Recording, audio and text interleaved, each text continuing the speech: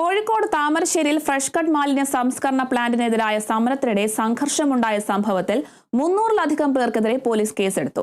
പ്ലാന്റിന് തീയിട്ട സംഭവത്തിൽ വധശ്രമം ഉൾപ്പെടെയുള്ള വകുപ്പുകൾ ചുമത്തിയാണ് എഫ്ഐആർ രജിസ്റ്റർ ചെയ്തത്. പോലീസ് നടപടിയിൽ പ്രതിഷേധിച്ച് താമരശ്ശേരിയിലും പരിസര പ്രദേശങ്ങളിലും ഹർത്താൽ നടക്കുകയാണ്. താമരശ്ശേരി അമ്പായത്തോട് ഇറച്ചിപ്പാറയിലെ കോഴിയറവ് മാലിന്യ സംസ്കരണ പ്ലാന്റായ ഫ്രഷ് കട്ടിനെതിരെ നടത്തിവരുന്ന സമരത്തിനിടെ നാട്ടുകാരും പോലീസും തമ്മിലുണ്ടായ ഏറ്റുമുട്ടലിലാണ് ഇപ്പോൾ പോലീസ് നടപടി ഘടിപ്പിച്ചിരിക്കുന്നത്. പോലീസിന്റെ കൃത്യനിർവഹണം തടസ്സപ്പെടുത്തിയതിന് 300-ലധികം പേർക്കെതിരെ കേസെടുത്തപ്പോൾ പ്ലാന്റിന് തീയിട്ട സംഭവത്തിൽ 30ഓളം പേർക്കെതിരെയാണ് കേസെടുത്തത്.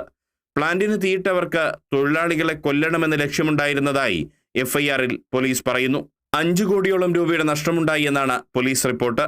കഴിഞ്ഞ 5 വർഷമായി പ്രദേശത്ത് ദുർഗന്ധം വമിപ്പിക്കുകയും ഇരുതുള്ളിപ്പുഴയിലെ ജലം മലിനമാക്കുകയും ചെയ്യുന്നു എന്ന് ചൂണ്ടിക്കാട്ടി കോഴിയറവ് മാലിന്യ സംസ്കരണ പ്ലാന്റായ ഫ്രഷ് കട്ടിനെതിരെ ജനങ്ങൾ സമരത്തിലാണ്. എല്ലാ രാഷ്ട്രീയ കക്ഷികളുടെ പിന്തുണയും ഈ സമരത്തിനുണ്ട്.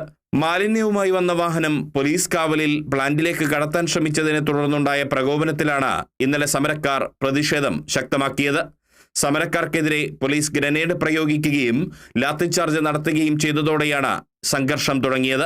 സംഘർഷത്തിൽ 30ഓളം സമരക്കാർക്കും Kozhikode rural SP KE Baiju, Thamarassery SHO A Sayuj Kumar തുടങ്ങി 19 പോലീസുകാർക്കും പരിക്കേറ്റിരുന്നു. കോഴിയിറച്ചി അറവ് മാലിന്യ സംസ്കരണ കേന്ദ്രത്തിന്റെ പ്രവർത്തനം മൂലം മലിനീകരിക്കപ്പെട്ടു എന്ന് നാട്ടുകാർ ചൂണ്ടിക്കാണിക്കുന്ന ഇരുതുള്ളിപ്പുഴയുടെ ഇരുകരകളിലുമുള്ള വാർഡുകളിലാണ് ഇന്ന് ഹർത്താൽ നടത്തിയത്. Kerala vision news, Kozhikode.